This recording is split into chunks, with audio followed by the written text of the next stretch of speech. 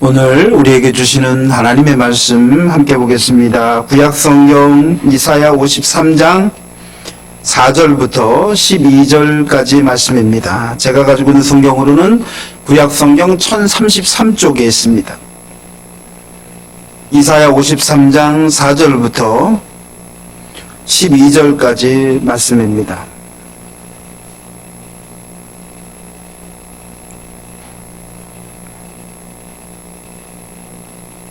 제가 봉독해 드리겠습니다.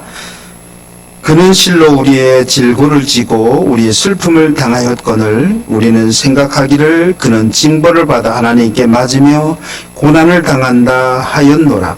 그가 찔림은 우리의 허물 때문이요 그가 상함은 우리의 죄악 때문이라. 그가 징계를 받음으로 우리는 평화를 누리고 그가 채찍에 맞음으로 우리는 나음을 받았도다. 우리는 다 양 같아서 그릇 행하여 각기 제 길로 갔거늘 여호와께서는 우리 모두의 죄악을 그에게 담당시키셨도다. 그가 곤욕을 당하여 괴로울 때에도 그의 입을 열지 아니하였으며 마치 도수장으로 끌려가는 어린 양과 털 깎는 자 앞에서 잠잠한 양같이 그의 입을 열지 아니하였도다. 그는 곤욕과 신문을 당하고 끌려갔으나 그 세대 중에 누가 생각하기를 그가 살아있는 자들의 땅에서 끊어짐은 마땅히 형벌받을 내 백성의 허물 때문이라 하였으리요. 그는 강포를 행하지 아니하였고 그의 입에 거짓이 없었으나 그의 무덤이 악인들과 함께 있었으며 그가 죽은 후에 부자와 함께 있었도다. 여호와께서 그에게 상함을 받게 하시기를 원하사 질고를 당하게 하셨은즉 그의 영혼을 속건제물로 드리기에 이르면 그가 씨를 보게 되며 그의 날은 길 것이요 또 그의 손으로 여호와께서 기뻐하시는 뜻을 성취하리로다. 그가 자기 영혼에 수고한 것을 보고 만족하게 여길 것이라. 나의 의로운 종이 자기 지식으로 많은 사람을 의롭게 하며 또 그들의 죄악을 친히 담당하리로다. 그러므로 내가 그에게 존귀한 자와 함께 복을 받게 하며 강한 자와 함께 탈취한 것을 나누게 하리니 이는 그가 자기 영혼을 버려 사망에 이르게 하며 범죄자 중 하나로 헤아림을 받았음이니라. 그러나 그가 많은 사람의 죄를 담당하며 범죄자를 위하여 기도하였느니라. 아멘. 부모님들은 자식이 아프면 너무 아파서 고통당하는 모습을 보면 내가 대신 아팠으면 하고 생각합니다. 자식이 당하는 고통을 두고 볼 수 없어서 너무 고통스러워합니다. 자식이 죽게 되기라도 하면 자식을 살리기 위해서라면 내가 대신 죽었으면 좋겠다라고 하는 생각까지도 하게 됩니다. 전에 한번 말씀드린 적이 있습니다만 자식이 어머니의 돈을 뺏기 위해서 어머니를 죽였는데 그 자식이 손톱을 그 칼로 찌르면서 손톱을 남기게 되었는데 그 손톱을 어머니가 흔적을 감추기 위해서 뱃속에 넣었다가 그런데 부검하면서 손톱이 나와서 그 손톱으로 인해서 자식이 범인인 것을 알게 되었는데 그래서 깨닫게 그래서 알게 된 것은 엄마는 죽으면서도 자식의 범죄를 감추고 싶어 하더라 하는 것이었죠. 그게 영화로 나왔던 그런 내용이었습니다만 그렇게만 할 수 있다면 대신이라도 죽을 수 있다면 자식의 허물을 덮을 수만 있다면 덮어주고 싶어하는 마음을 품고 있습니다.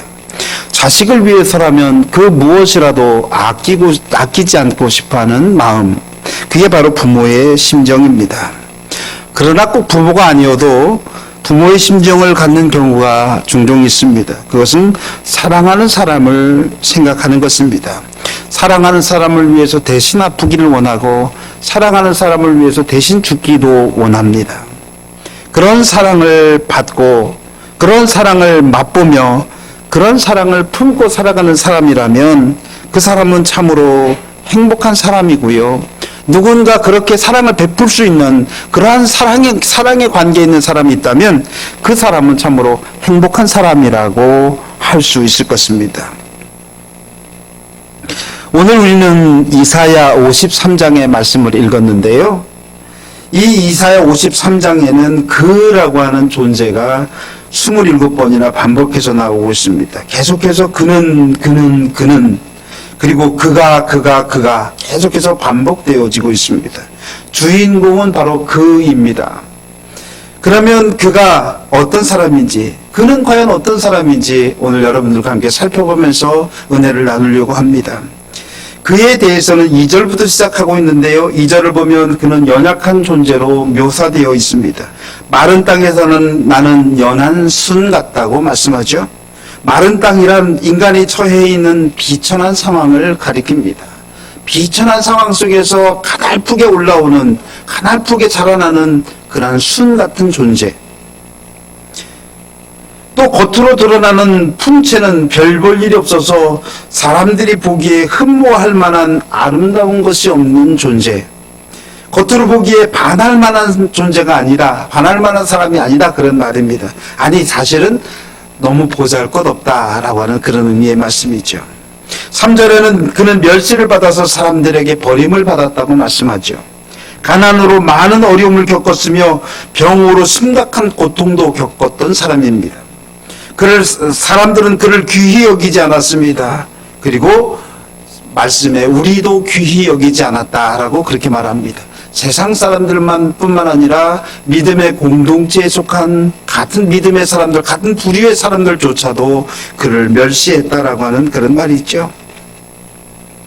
그러니 그 누구도 그를 귀히 여기지 않고 멸시하며 버렸다라고 하는 그런 말씀을 하고 있습니다.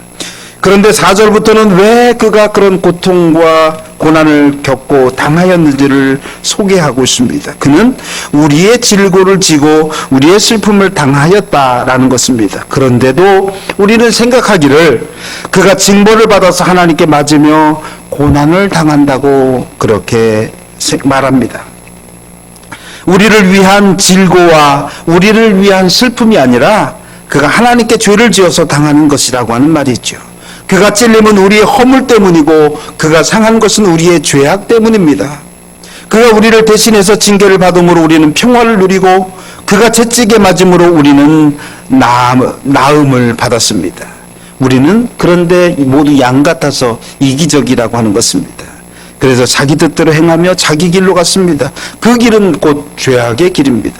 그런데 여호와 하나님께서는 우리의 죄악을 그에게 담당시키셨습니다. 그리고 그는 곤욕을 당하여 괴로울 때도 그의 입을 열지 않았습니다. 마치도 도수장으로 끌려가는 어린 양과 털 깎는 자 앞에서 잠잠한 어린 양과 같이 입을 열지 않았다라고 하는 말씀이죠. 이 말씀은요, 아무런 불평이나 원망하지 않고 자기에게 주어진 고통을 감내하고 참아냈다라고 하는 그런 말입니다. 그는 곤욕과 신문을 당하여 끌려갔습니다. 곤욕이란 강압, 구금과 같은 말인데요. 체포라고 해석할 수 있습니다. 그는 체포당하여 신문을 당하였다라고 하는 말이죠. 그럼에도 그는 아무런 말도 하지 않았습니다. 그리고 생각하기를 자신이 죽는 것은 마땅히 형벌을 받을 내 백성을 위한 것이라고, 백성의 허물 때문이라고 그렇게 생각하였다라고 하는 것이죠. 그가 무슨 잘못을 했기 때문에 체포를 당하고 신문을 당한 것이 아닙니다. 9절에서 말씀합니다. 그는 강포를 행하지 아니하였고 그리고 그의 입에는 거짓이 없었다고 말씀하죠. 그럼에도 악인들과 함께 죽임을 당하였습니다. 그러니 그의 죽음은 정말 억울한 죽음이었습니다. 그의 죽음은 정말 안타까운 죽음이었습니다. 그러나 그의 죽음이 자신을 위한 것이었다면 억울하고 안타까운 것으로 끝이 나고 말았을 것입니다. 그런데 하나님께서 그를 존귀하게 하시고 그를 높여주셨다고 말씀합니다. 왜냐하면 그가 상함을 받게 된 것도 사실은 하나님이 원하시는 일이었고 질고를 당하게 된 것도 결국 하나님이 원하시는 일이었고 그 일에 순종하였기 때문에 그렇습니다. 하나님은 그의 죽음으로 하나님의 뜻을 성취하게 하실 것입니다. 하나님은 그로 하여금 많은 사람의 죄를 담당하게 하며 범죄자를 위하여 기도하게 하신다고 말씀하고 있죠. 여러분, 여기 나오는 그는 과연 누구일까요? 그가 누구이길래 남의 죄를 대신 지고 남의 슬픔과 고통을 대신해서 지신다고 하는 말입니까? 그렇다고 그렇게 했다고 해서 감사하다고 고맙다고 감사의 인사도 받지 못하는데, 아니 감사의 인사를 받기는커녕 내가 잘못했으니까 그런 벌을 받았지, 그러니까 하나님께 네가 벌을 받는 거야 라고 하는 말을 듣기도 합니다. 그가 찔리고 그가 상한 것은 우리의 허물과 죄악 때문입니다. 그는 분명히 우리를 대신해서 징계를 받았고 그 결과 우리는 모두 나음을 얻었습니다. 그럼에도 사람들은 다 내가 당할 만하니까 당한 것이라고, 우리는 상관이 없다고 그렇게 말하고 있습니다. 여러분, 그는 누구일까요? 그가 누구이기에 이렇게 아프고 슬프고 고통스러운 삶을 살고 또 죽어야 한다는 말입니까? 여러분, 여기서 그는 우리의 주님 예수 그리스도이십니다. 그는 우리의 주님 예수 그리스도, 바로 그분이십니다. 주님이 태어나시고 활동하시기 아주 오래전인 주전 700년 전 이사야 선지자는 이 땅에서 활동을 하기 시작합니다. 이사야라고 하는 이름은 주님이 구원이시다 라고 하는 뜻인데, 이사야는 자기 이름대로 오직 주님만이 우리의 구원 되신다고 하는 사실을 세상에 선포하고 증거하고 살았습니다. 평생 동안 이사야는 오직 하나님의 백성들이 주님의 뜻을 이루기를 위하여, 하나님의 뜻대로 백성들이 살아가기를 위하여 하나님의 말씀을 선포했습니다. 그리고 앞으로 이루어질 하나님의 계획을 세상에 선포했습니다. 700년 이후의 이야기를 선포했습니다. 700년 후에 이 땅에 태어나시고 활동하실 그리스도에 대해서 이사야 선지자가 미리 세상에 선포한 것입니다. 여러분, 구약의 예언에는 두 가지 의미가 있습니다. 하나는 미래를 말하는 것, 그것을 우리는 예언이라고 말하고요. 구약 성경에서도 미래를 말하는 것을 예언이라고 말합니다. 그러나 또 한 가지가 있는데, 예언이란 반드시 미래가 아닐지라도 하나님의 말씀을 전하는 것을 예언이라고 합니다. 성경의 예언자들의 말씀은 대부분 하나님의 말씀을 전한다고 하는 의미에서의 예언입니다. 단순히 미래를 말하는 것이 아니라, 그러나 오늘 이사야가 말하는 이 하나님의 말씀은 오늘 전해질 하나님의 말씀이기도 하지만 미래의 이야기를 말한다고 하는 점에서 두 가지 의미를 모두 담고 있는 그런 예언이라고 할 수 있습니다. 그러나 여러분, 이사야 선지자가 아무리 하나님의 말씀을 선포해도 사람들은 그의 말을 들으려고 하지 않습니다. 그것이 오늘에 대해서 말하든 아니면 미래에 대해서 말하든 사람들은 들으려고 하지 않습니다. 특히 오늘 본문인 이사야 53장은 더더욱 그렇습니다. 그것은 지금 이사야가 전하는 메시아 그리스도는 이스라엘 백성들이 알고 있는 메시아 그리스도와는 너무나 다른 존재이기 때문에 그렇습니다. 그들은 메시아가 구름 타고 멋지게 이 땅에 오실 분이라고 생각했습니다. 그리고 그렇게 기대했습니다. 이스라엘을 괴롭히는 모든 외적들을 물리치시고 그들을 나라를 영화롭고 부강하게 해줄 분이라고 그렇게 기대했습니다. 그러나 어떻습니까? 오늘 본문에서 소개되는 그리스도는 연약할 뿐만 아니라 외모도 그렇게 아름답지 않습니다. 멸시를 당하는 분입니다. 병이 끊이지 않는 분입니다. 가난한 분입니다. 그의 삶이 너무 비참해서 하나님께 버림받았다고 생각하기도 하였습니다. 세상 사람들만이 아니라 같은 민족, 믿음의 사람들조차도 그분을 멸시하고 무시하였습니다. 그런데 메시아는, 그리스도는 바로 이사야 선지자가 예언한 그 모습대로 이 땅에 오신다는 것입니다. 그분을 통해서 하나님은 세상을 구원하신다는 것입니다. 이러한 메시아, 이러한 그리스도의 모습은 이스라엘 사람들의 생각과 기대와는 너무도 다른 메시아요 그리스도입니다. 그런데 그렇게 이 땅에 그리스도가 오신다고 말씀하고 있습니다. 이사야는 그렇게 세상에 선포하고 있습니다. 그러니 이스라엘 백성들은 이사야의 예언을 받아들이기가 쉽지 않았다라고 하는 것이 있죠. 그런데요, 놀랍게도 마침내 예수 그리스도가 이사야 선지자가 예언한 모습 그대로 이 땅에 오셨습니다.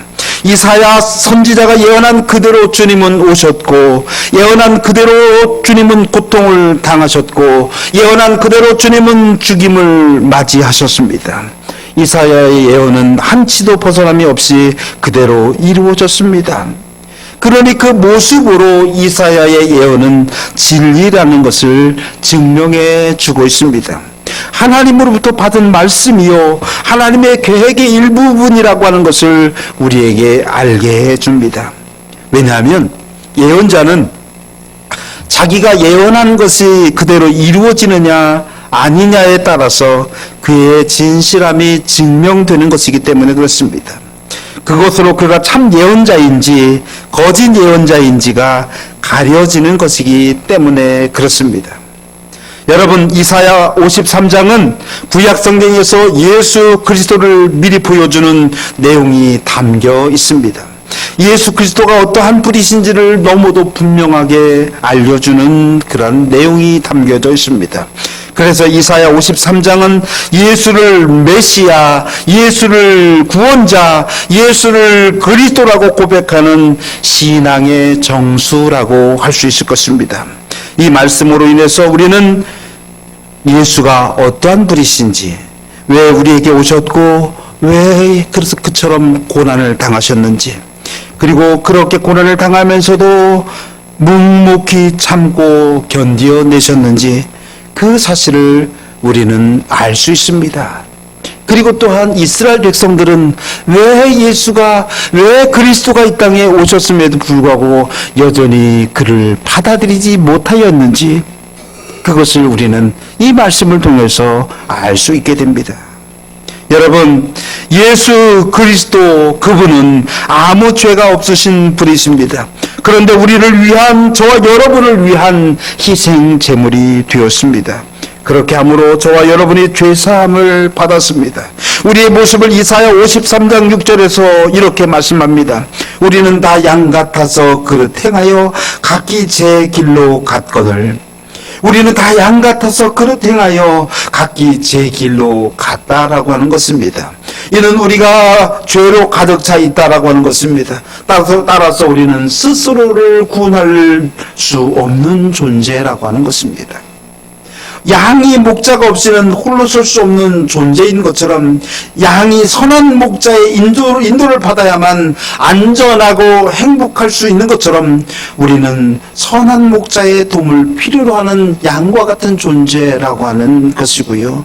바로 주님이 우리를 위해서 선한 목자가 되기 위해서 이 땅에 오셨다고 하는 말씀이죠. 그런데 계속해서 말씀합니다. 여호와께서는 우리 모두의 죄악을 그에게 담당시키셨도다.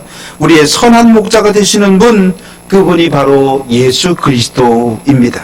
당신의 양들을 위해서, 당신의 양들의 구원을 위해서 스스로 죽음을 선택하신 분, 바로 그분이 우리의 구원자, 우리의 구세주 예수 그리스도십니다.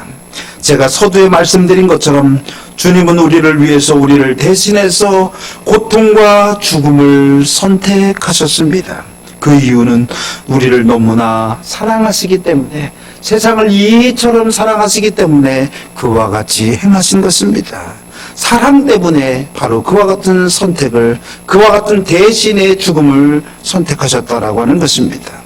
여러분, 성경에는요, 예수 그리스도가 죽으실 때 성전 휘장이 찢어졌다고 말씀하고 있죠. 이 사실은 마태복음 27장 51절과 마가복음 15장 38절에 나와 있습니다. 이 성전 휘장은요, 성소와 지성소를 구분하는 천이었고요. 그런데 그것이 위에서부터 아래까지 찢어졌다라고 하는 것입니다. 여러분, 이 휘장이 찢어졌다고 하는 것은요, 이제 성소와 지성소의 구분과 거룩한 것과 속된 것의 구분이 다 사라지고 말았다고 하는 사실을 의미합니다. 이제 누구나 모두가 하나님 앞에 나갈 수 있게 되었다고 하는 것, 누구나 하나님을 자유롭게 예배할 수 있게 되었다고 하는 것을 의미합니다.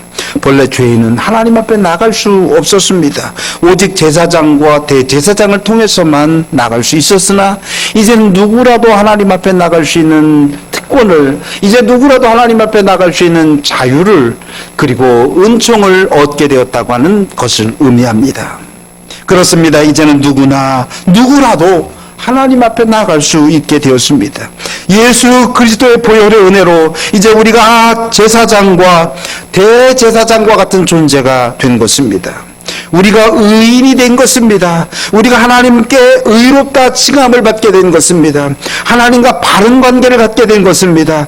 하나님이 이제 우리를 향해서 너는 죄가 없다, 그렇게 무죄함을 선언해 주셨다라고 하는 말입니다. 그것이 바로 예수 그리스도를 통해서 우리에게 베풀어 주신 하나님의 은혜라고 하는 것입니다. 이제 자유롭게 하나님과 교제할 수 있게 해주신 것, 바로 그것이 우리에게 베풀어 주신 하나님의 은혜입니다. 그러나요, 우리는 분명히 알아야 합니다. 하나님과 자유롭게 교제할 수 있게 해주신 것이지 하나님 없이 살아도 된다고 하는 것을 의미하는 것은 아니라고 하는 말입니다.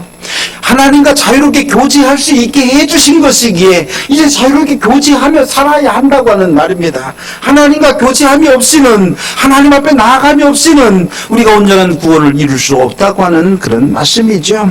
그러니 이제 하나님 앞에 당연히 나아가야 한다고 하는 것입니다. 당연히 은혜 받고 살아야 합니다. 예수 그리스도가 우리를 위해서 대신 죄를 지시고 죽어주심으로 우리의 죄가 사해졌다고 하는 것만으로 우리가 구원을 받는 것이 아니라 이제 그 사실을 믿고 감사하며 하나님과 계속해서 깊은 교제를 누리고 살아갈 때 우리는 구원을 온전히 얻게 되어진다고 하는 그런 말입니다. 예수가 우리를 위해서 죽으셨다고 하는 것이 구원의 문이라고 한다면 그 문을 열고 들어가야 온전한 구원을 얻게 되어진다고 하는 그런 말씀이죠. 여러분, 우리가 종종 잊어버리는 것이 바로 이것입니다. 이제 구원받았으니 어떻게 해도 구원받는 것이 아니라고 하는 말입니다.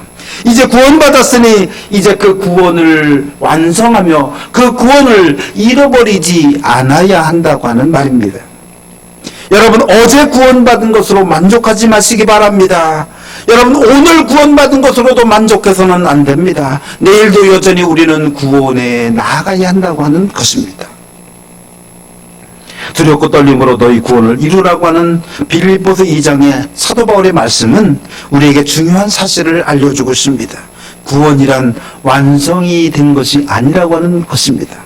완성을 향해서 나가는 것입니다. 그래서 사도 바울은요, 빌립보서 3장 12절에서 이렇게 말씀합니다. 내가 이미 얻었다 함도 아니요 온전히 이루었다 함도 아니라 오직 내가 그리스도 예수께 잡힌 바 된 그것을 잡으려고 달려가노라.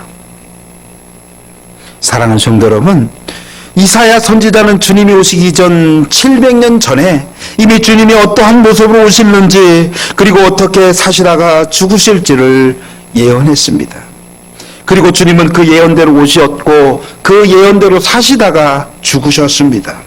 주님이 우리를 위해서 대신 죄를 짊어지시고 죽으신 것입니다. 그리고 우리는 주님의 은혜로 하나님과 바른 관계를 맺게 되었습니다. 하나님의 자녀가 되었습니다. 하나님의 구원받은 백성이 되었습니다. 그렇다면 이제 우리에게 남은 일은 주님이 이루고자 하셨던 구원을 계속해서 성취하는 것, 구원을 완성시키는 것이라고 하는 것입니다. 사랑하는 성도 여러분, 우리는 주님의 은혜로 천국에 들어갈 수 있는, 하나님의 나라에 들어갈 수 있는 은혜를 얻었습니다. 이를 비유하자면 천국에 들어갈 수 있는 열쇠를 얻은 것이죠. 여러분, 열쇠를 가지고 있다고 해서 그 열쇠가 4개 있다고 해서 집 안에 들어가는 것은, 어떤 문을 열고 또 문을 안에 들어가는 것은 아니죠. 열쇠를 사용해야만 들어갈 수 있는 것이죠. 여러분들은 모두 열쇠를 몇 개씩 정도는 가지고 계실 것입니다. 아마 최소한 몇 개씩은 다 가지고 계실 것인데, 그 열쇠를 가지고 있다고 해결되는 것이 아니라 모두 열쇠를 사용해야만 한다고 하는 것입니다. 문을 열어야 합니다. 열쇠로 문을 열고 들어가야 합니다. 바로 주님이 우리의 열쇠가 되십니다. 그러니 주님으로 천국의 문을 열어야 한다고 하는 것입니다. 주님으로 구원의 문을 열어야 한다고 하는 것입니다. 그리고 한번 들어가서 체험한 것으로, 한번 들어갔다 나온 것으로 만족하지 않고 계속해서 열고 또 열고 주님께로 더욱더 가까이 나아가야 합니다. 구원의 완성을 해야 한다고 하는 것입니다. 두렵고 떨림으로 주님을 향해서 달려가야 합니다. 사랑하는 성도 여러분, 주님은 여러분을 위해서, 저와 우리는 여러분을 위해서 죽으셨죠. 그래서 우리는 구원을 받을 수 있게 되었습니다.